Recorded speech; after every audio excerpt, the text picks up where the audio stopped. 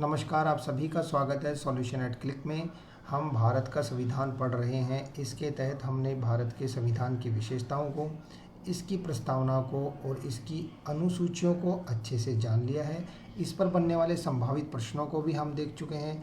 तो चलिए अब शुरू करते हैं भारत के संविधान के जितने भाग हैं उनको, और उसके तहत कौन कौन से अनुच्छेद लिखे गए हैं इन सबको हम एक एक करके अच्छे से पढ़ेंगे।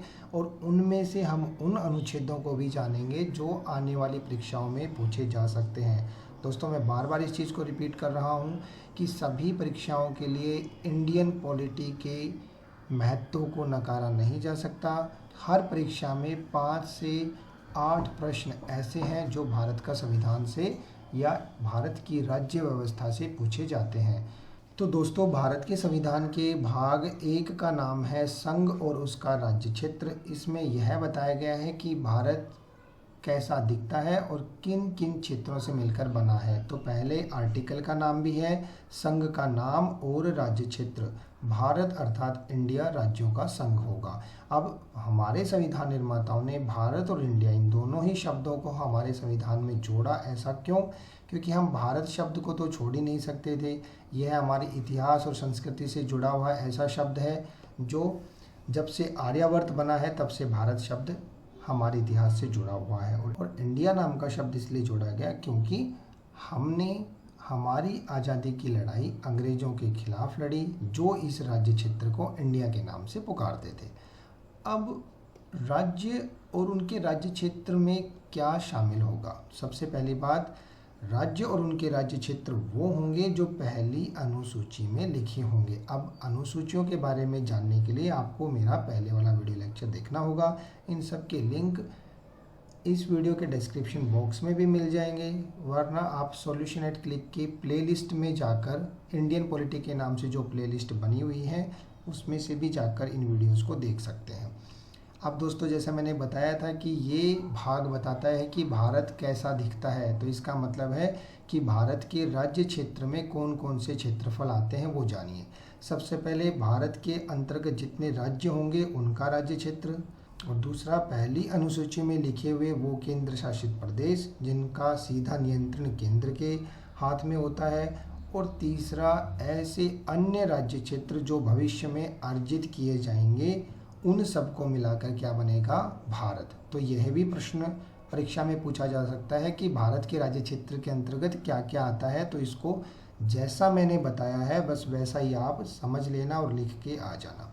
अब दूसरा आर्टिकल, नए राज्यों का प्रवेश या स्थापना।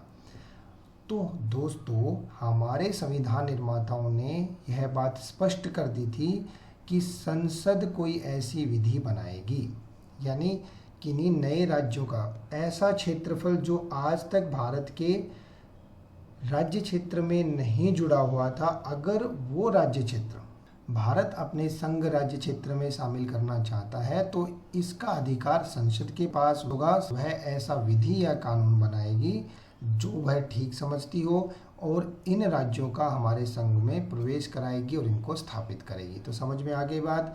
तीसरा आर्टिकल हमें बताता है नए राज्यों का निर्माण और वर्तमान राज्यों के क्षेत्रों, सीमाओं या नामों में परिवर्तन।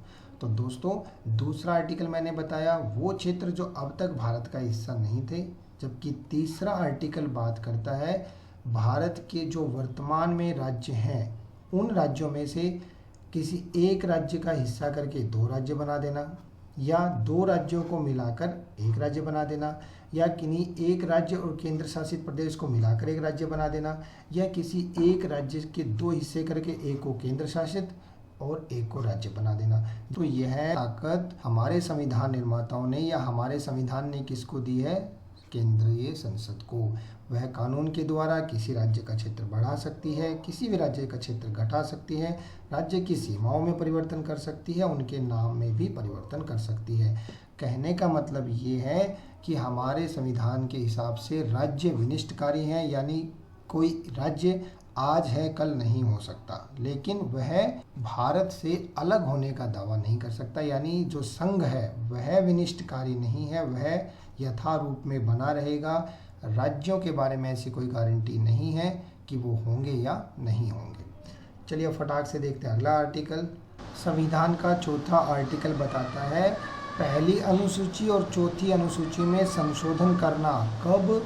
जब अनुच्छेद 2 या 3 के तहत कोई भी नया विधि कानून बनाया गया है, या अब 2 या 3 क्या बताता है? अनुच्छेद 2 बताता है कि किसी नए राज्य को प्रवेश कराया हमने। अनुच्छेद 3 बताता है कि राज्यों के बीच में कुछ परिवर्तन किया गया है, उनकी सीमा क्षेत्रों या नाम आदि में परिवर्तन किया गया है। तो जब इनमें परिवर्तन होगा तो जाहिर सी बात है पहली अनुसूची और चौथी अनुसूची में भी परिवर्तन होगा। अनुसूचियों के बारे में मैं विस्तार से यहाँ बात नहीं करूँगा क्योंकि इसके लिए पहले से एक वीडियो पड़ा हुआ है, फिर भी मैं बता देता हूँ। पहली अनुसूची बताती है संघ का नाम और राज्य क्षेत्र, उनके हर एक राज्य का नाम लिखा हुआ है उसके अंदर। और चौथी अनुसूची, इसमें राज्यसभा की सीटों को लेकर भी अलग अलग से हिस्सेदारी दी गई है। तो आप समझ सकते हैं जब राज्यों के 2 हिस्से होंगे या 2 राज्य मिलकर एक बनेंगे तो जाहिर सी बात है उनके नाम पहली अनुसूची में जोड़ने पड़ेंगे और चौथी अनुसूची में उसी हिसाब से उनकी सीटों का आवंटन भी करना पड़ेगा। तो यह है पहली और चौथी अनुसूची के अंदर संशोधन जो हमारा आर्टिकल 4 हमें बताता है। तो दोस्तों संविधान का पहला भाग यहीं पर समाप्त होता है। इसके अंदर हैं 4 आर्टिकल, चारों को बारे में मैंने विस्तार से जिक्र कर लिया है, फिर भी आप इनको दोहरा सकते हैं। पहला संघ का नाम और राज्य क्षेत्र, दूसरा हमें बताता है नए राज्यों का प्रवेश और स्थापना, तीसरा हमें बताता है जो हमारे पहले से ही जुड़े हुए राज्य हैं उनकी सीमाओं में, उनके नाम में, उनके राज्य क्षेत्र में बदलाव करना, और चौथा आर्टिकल बताता है कि जब 2 या तीसरे अनुच्छेद के तहत कोई बदलाव होता है, संसद विधि द्वारा कोई संशोधन करती है, कोई नया कानून लेके आती है, तो पहली और चौथी अनुसूची में कौन कौन से बदलाव होंगे। तो ये थे भारत के संविधान के भाग 1 के वो प्रमुख या वो सारे आर्टिकल जो परीक्षाओं में पूछे जा सकते हैं।